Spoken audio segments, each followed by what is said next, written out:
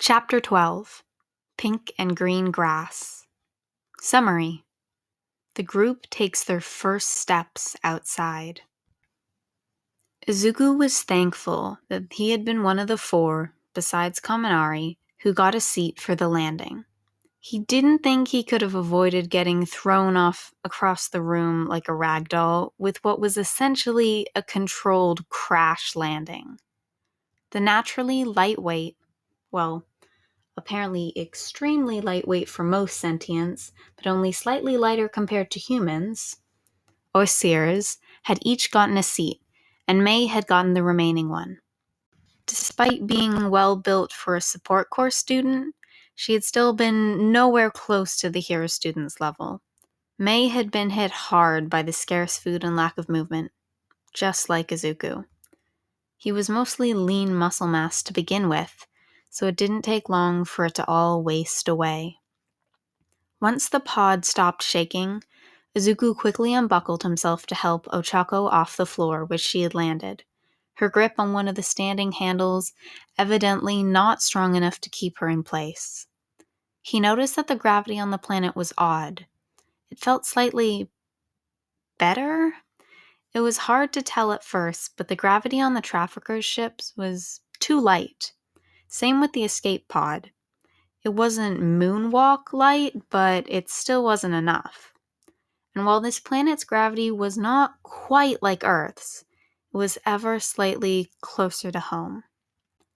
The others were groaning and massaging hurting muscles, while the pod's lights flickered forlornly. It didn't seem like the ship would be working again anytime soon. They'd be lucky if it was even able to power back on with the help of Denki. But thoughts of the ship's integrity were only a whisper in the back of their minds as they stared at the pod door. Through the small window, they could see glimpses of green-tipped pink grass and multi-shaded trees that went on and on.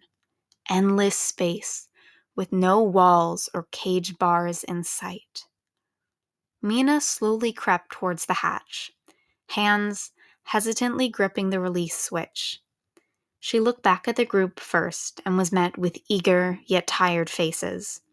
So with a swift motion and a soft hiss, the pod door opened.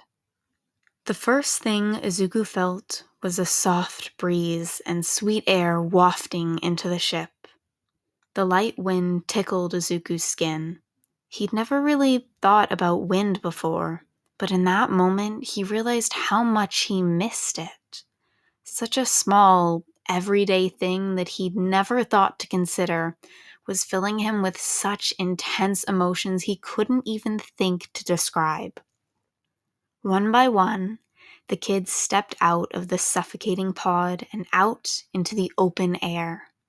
All the light greens and multifaceted pinks that made up the beautiful leafy tapestry above. And though the towering trees created a thick canopy, for the most part, it didn't feel oppressing. More like a warm blanket, swaddling and protecting the traumatized kids. The hints of blue sky that did peek through the dense tree cover were practically the same shade as Earth's. A comforting baby blue, making the teens long for home even more than the usual persistent ache. Izuku's boots suddenly felt restricting on his feet, so he bent down and slipped off his clunky hero costume boots, lowering his bare feet onto the cool grass. The tiny, soft blades tickled his toes as he slowly padded along, reveling in the simple sensation. It somehow felt right after so long in a metal cage on a metal ship drifting through the endless abyss. No one spoke for a long time. Each kid just reveling in their regained freedom and the calming forest they had found themselves in. They stayed like this until Izuku felt tears prickling in the corners of his eyes. Every emotion he had been holding back from their narrow escape, and probably a whole lot longer, just came rushing to the surface. He wasn't sure if the now pouring tears were happy or sad. All Izuku knew is that everything just felt like so much. But one thing he knew was he was so glad to finally be out of that cage. Sniffling sounded around him, and he could see the other humans starting to cry. Even Kachan's eyes looked wet. Izuku stumbled as Ochako rocketed into his side, clinging tight to his waist with steady tears streaming down her face. One by one, the others made their way to the group hug. Even Bakugo. It was hard to still be uncomfortable with physical contact after the months where all they had was each other. The Osiers hung back for a second, but after Pyerpa joined them, Fastel wasn't far behind. So they all just clung to each other, and the humans cried, feeling every emotion they had been keeping locked away for so long. They were out. They were finally off that ship. Now, they could finally start on making their way home. When the group at last separated, the sky was darkening into a deep blue. Everyone was exhausted, both physically and emotionally.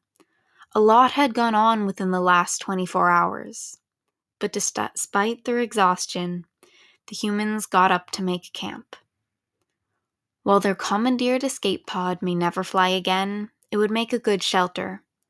Even though the tablet said that the planet's temperature wouldn't fluctuate much in the night, or even day to day, it'd still be nice to have a shelter for the long term. But for tonight, they'd had enough of being boxed in. So with the few survival blankets they'd found, everyone settled together into one huge pile. It felt nice to finally have Fastel and Pyerpa join them for the cuddle puddle. The Osiers are a largely communal species, so it meant a lot to them to finally be able to be together. Izuku was happy they could provide even the smallest comfort to the two kids. They had helped the teens so much and had been with them throughout their time on the larger traffickers' ship. The similar serial number tattoos on both of their necks were proof enough of what they had gone through. So for tonight, they would bask in each other's comfort, and tomorrow they would get to work.